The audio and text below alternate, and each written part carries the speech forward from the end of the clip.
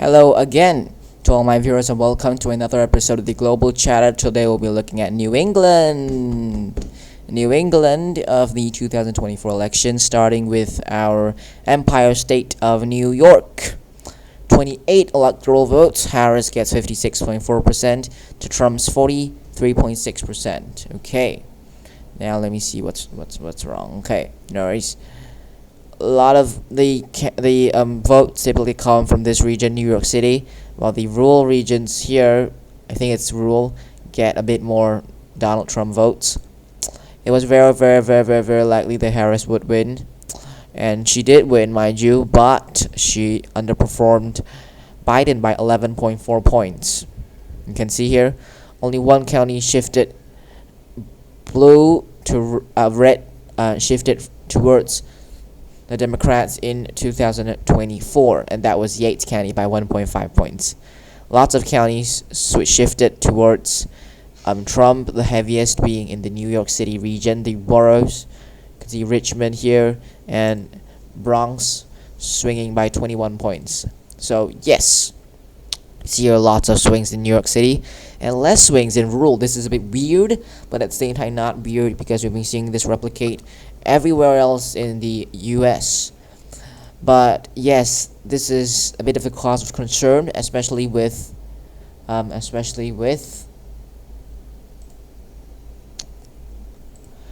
here Hochul's poor performance in the New York governor elections back in 2022. It was poorer than expected, and in fact it was even worse than Gretchen Whitmer in nearby swing state of Michigan, and worse than Minnesota, worse than Chaparral, and yeah, still better than Everest though, worse than Colorado, worse than same as New Mexico, and worse than Newsom. Yes, a lot worse than Pritzker in Illinois, and worse than a lot of other people. New York was surprisingly, red, but it was still blue. Surprisingly, leaned Republican, side in 2022 governor elections, but now Harris gets 55.6 with the vote. Right, 4 years ago, Biden got 60. Clinton, her home state, got 59. Obama got 63. Obama also got 62. Kerry got 58. In fact, if you want to see Harris, doing better than Democratic candidates in the past, you have to go all the way to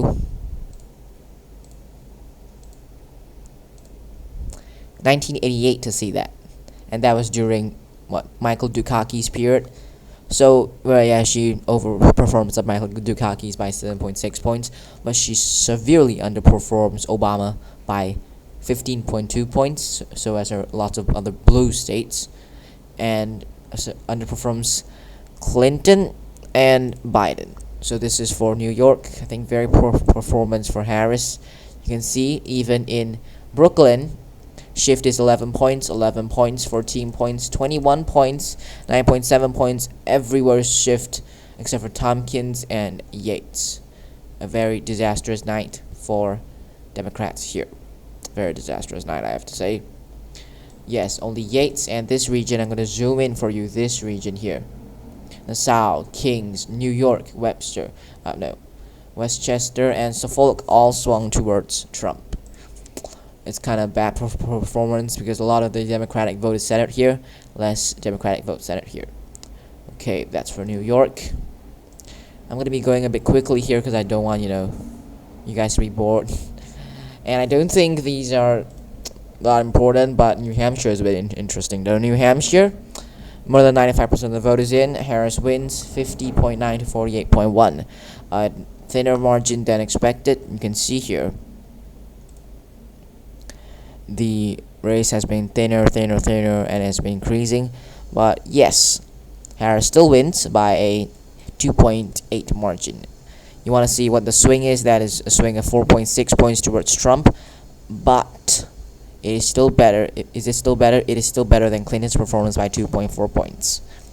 So it's kind of a dilemma here. It's good. It's It's better than Clinton's, but worse than Biden. So whose standard should you take?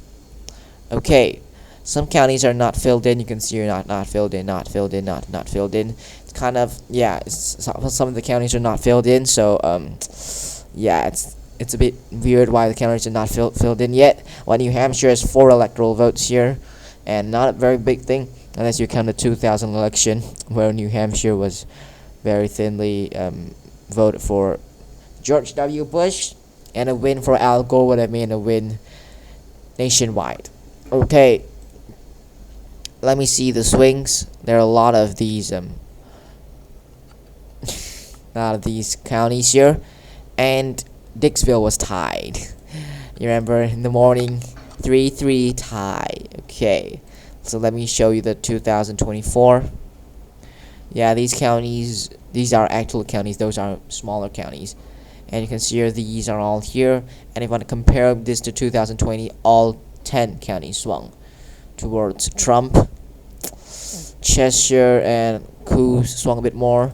From 2016, all of these swung towards Harris by quite a substantial margin. But I think New Hampshire won't go red in a very long time unless you count the governor race that went for Republican. For a Republican, that was a bit I don't know, special. There you can see here, Kalia Yote winning New Hampshire governor by 75,973 votes. So yes, I don't think New Hampshire will be turning blue in a very long time, but I think we need to look at this state because things happen. Okay, yes, that is for New Hampshire. I think the New England states will be easier to analyze. Maine, should we look at Maine? Okay, I'm just gonna give you a brief look at Maine. Maine, Cumberland County has always been Portland region, big part of Democratic success. 52-45 4 years ago. That was no. I want to see full Maine. 53. So a bit underperformed, but not as bad. I want to focus on New Jersey. Where is New Jersey? Here it is. This was a disaster. I'm not going to sugarcoat it. This was a disaster for Democrats to win the state by 6 points. It is an absolute disaster. I'm not going to sugarcoat it. It was a disaster. Look at this. 19-point swing towards Republicans. Passaic County. And it was expected to go like this, plus 10 plus, and it went shoo all the way until here. It is disappointing for Democrats. Severely disappointing for Democrats. The fact that Biden won New Jersey 57 by 15.9 points. Harris winning this, and Trump swinging 10 points is severely disappointing for Democrats. The only state where they did poorer than New Jersey and Trump swung more was New York. Okay, but New York, what can I say? Okay, all 21 counties swung towards Harris, the worst being of this region, Passaic and Hudson. All of them swung towards who's that called? Harris. Trump. I apologize. Trump. You can see here, so much blues. Blue. So much blue. You can see Passaic went 16.6 points. Now, oh my. 2.9 points, and there's a lot less blue here. So some analysts say that New Jersey might be a swing state following